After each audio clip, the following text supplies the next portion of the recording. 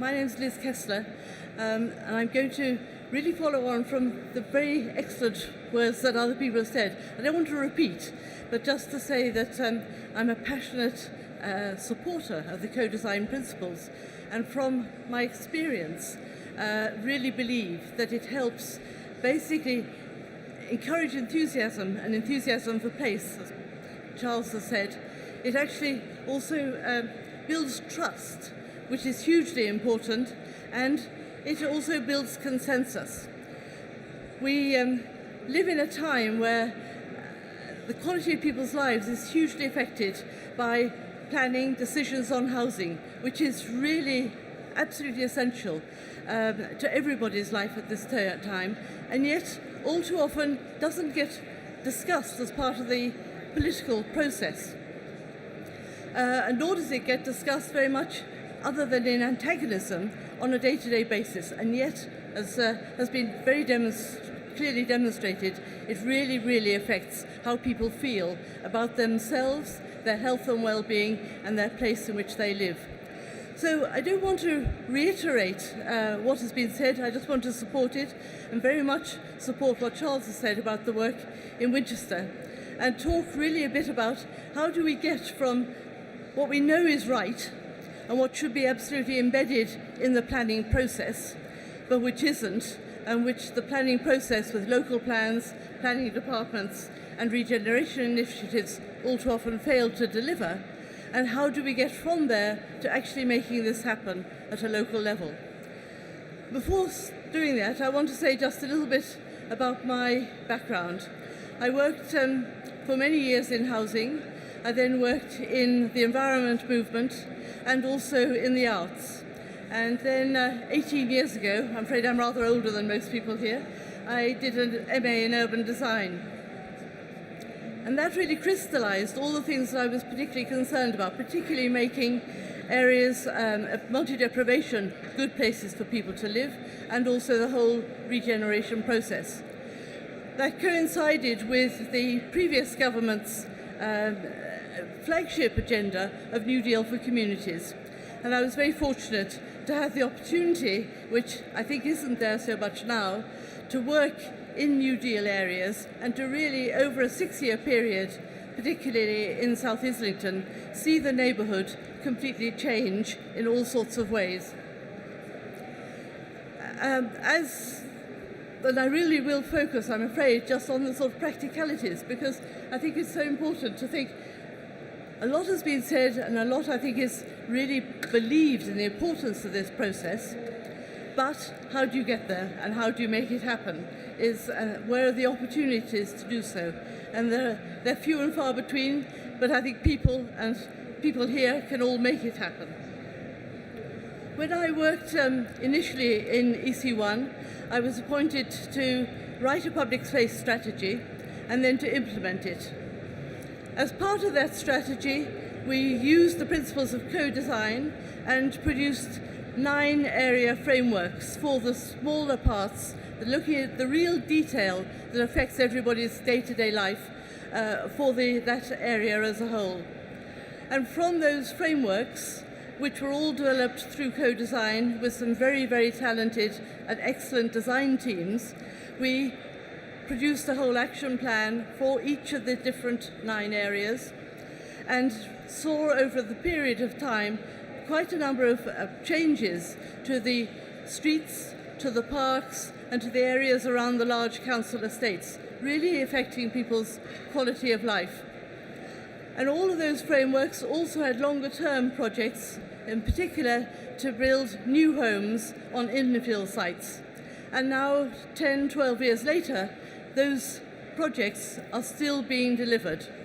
And that was largely because we were able to embed the whole process in policy and take that forward. And I was delighted that Charles has referred to work in Winchester. Since then, I've worked very much as a freelance consultant to deliver similar projects in other areas of multi-deprivation. I think there's a real problem. When you're a consultant, you very often don't see the delivery of what happens. I've worked on neighbourhood plans, I've worked at a local level developing the visions, co-design, but actually it hasn't led to implementation, or it certainly hasn't led to implementation along the lines that had been hoped. The process is very slow, and so latterly I've decided to focus more on where I live in particular and see how I can have any influence on the regeneration process there. I live in Winchester. There are 3-4 major projects undergoing sort of development at the moment, and I'm really proud of the work that Charles and JTP have done in the central area. But there is a major problem with all of these projects that I think we have to be very conscious of, and that is, how do you sustain the whole longer term implementation? In that particular case, none of the officers who were involved in the process are still in post.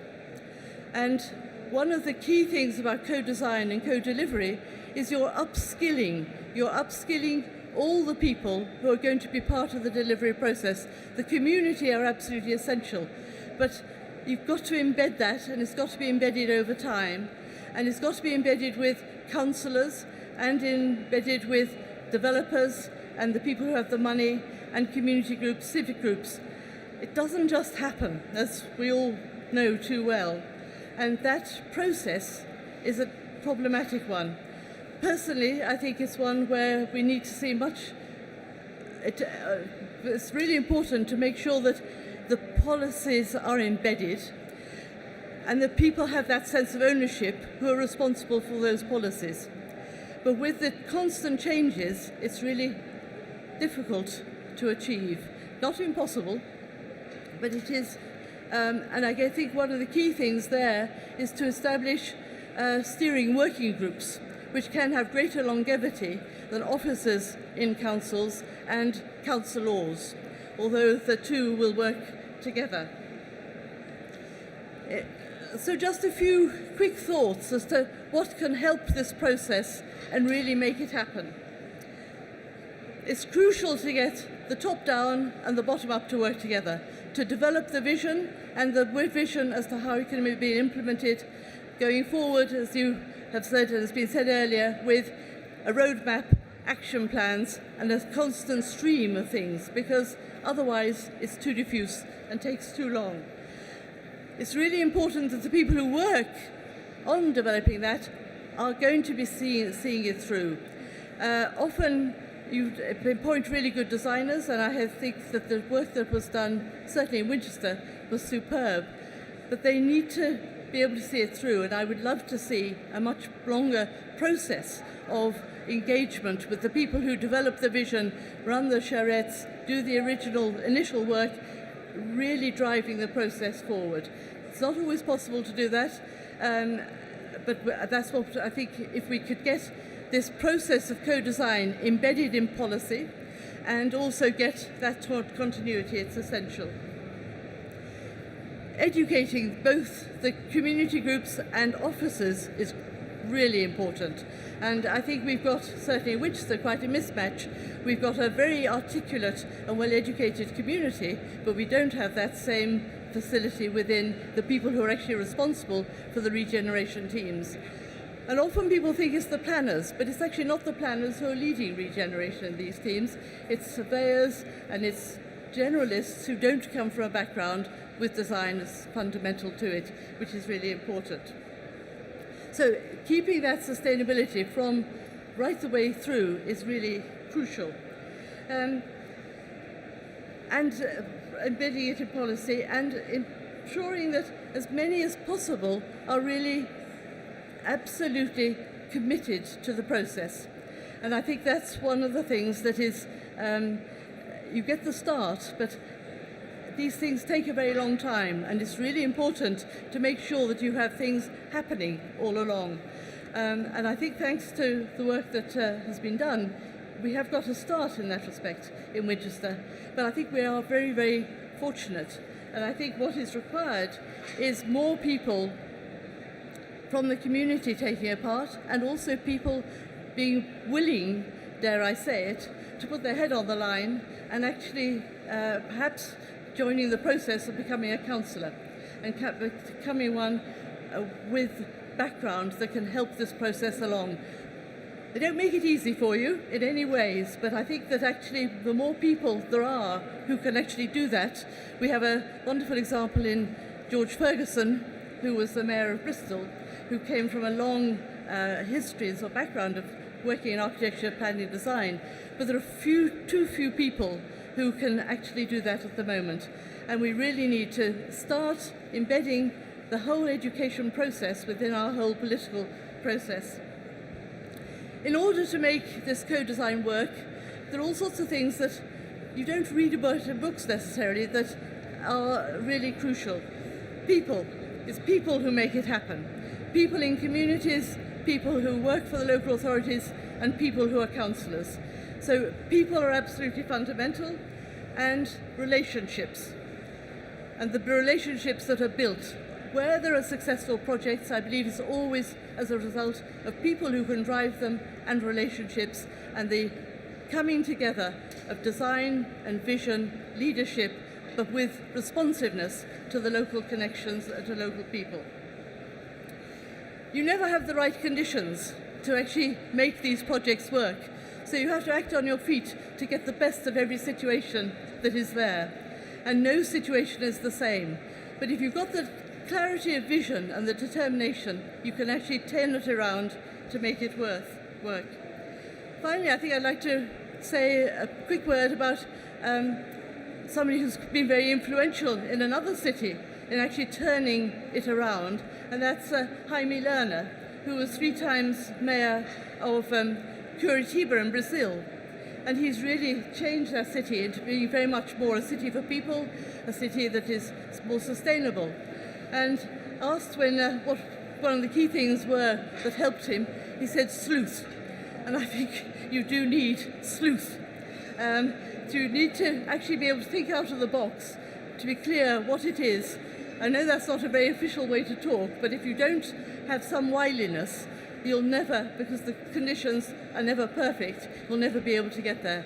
But it is really important to work with people and have that fusion. Design knowledge, design expertise, visioning, bringing it together, and then making sure it's embedded in policy, and also that you've got that continuous roadmap and action plan.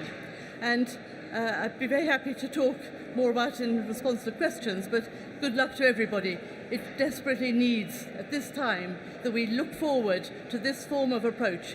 The current process of planning, delivering new homes and regeneration is confrontational. It needn't be. We could do something better.